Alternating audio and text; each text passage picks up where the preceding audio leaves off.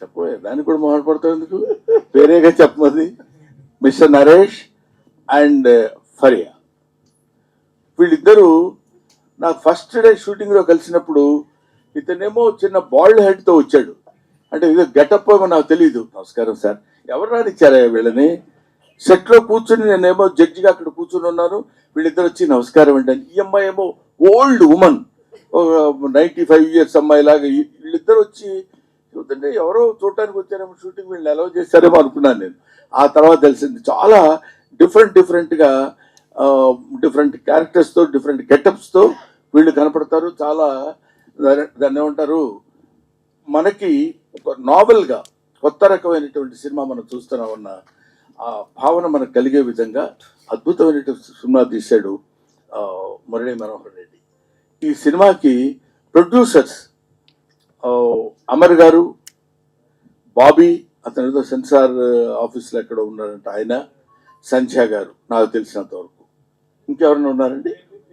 వేణు గారు. వీళ్ళు ప్రొడ్యూసర్స్. ఈ సినిమాకి ఎంత కావాలంటే ఎంత ఖర్చు అయినా పర్వాలేదు, ఒక అద్భుతమైన సినిమా తీయాలి, దాన్ని ప్రజల్లోకి ఎలా తీసుకెళ్లాలనే విషయంలో ఎంతో కష్టపడి ఒక చిన్న పార్టీ దగ్గర కూడా దర్శకుడు రాజీ పడకుండా, దాన్ని ఏమంటారు, ఏదో పర్వాలేదులే ఎలా ఉన్నా పర్వాలేదు అనేటువంటి భావన లేకుండా first frame to last frame వరకు అద్భుతమైనటువంటి సినిమా తీశాడు. ఇటువంటి సినిమాలు మీరు డెఫినెట్గా చూసి ఆదరిస్తారని తెలుసు. ఆదరించాలని మాత్రం మనస్ఫూర్తిగా నేను కోరుకుంటున్నాను. ఇటువంటి సినిమాలు తీస్తే, ఇలాంటి ప్రొడ్యూసర్స్ కొత్తగా వచ్చిన వాళ్ళు ఇంకా మంచి సినిమాలు తీసి ఇంకా బోల్డన్ని సినిమాలు తీస్తే ఎన్నో కుటుంబాలు బతుకుతాయి. మన సినిమా కళకళలాడుతూ నిత్య కళ్యాణం పచ్చతోరణంగా ఉంటుందని ఒక ఓల్డ్ ఆర్టిస్ట్ లాగా మీ ముందు మనవి చేస్తున్నాను. ఓల్డ్ ఆర్టిస్ట్ అంటే కంటే ఎక్స్పీరియన్స్డ్ ఆర్టిస్ట్ లాగా మీ ముందు మనవి చేసుకుంటున్నాను. You bless dum. రేపు 19వ తారీఖు December 19th ఈ సినిమా రిలీజ్ కాబోతుంది. అందరూ పాపం బాగా టెన్షన్ పడుతున్నారు. ఇప్పుడు ఈ టెన్షన్లో నేనేమొస్తాను, 2 గంటల నుంచి 3 గంటల వరకు అంటే జస్ట్ డెఫినెట్గా నిద్రపోయే టైం అది. నాకు స్పెసిఫిక్గా నిద్రపోయే వాళ్ళ సంగతి నాకు తెలియదు. కానీ ఈ టైంలో మీరు ఇక్కడికి వచ్చేస్తే బాగుంటుందండి అని చెప్తే, సరే ఈ ఒక్కరోజు నిద్ర మానుకోవడానికి పెద్ద దేశం ఏమి కొంపలు మునిగిపోవు, ఉక్రెయిన్ యుద్ధం ఆగిపోదు. కాబట్టి వెళ్ళొచ్చు.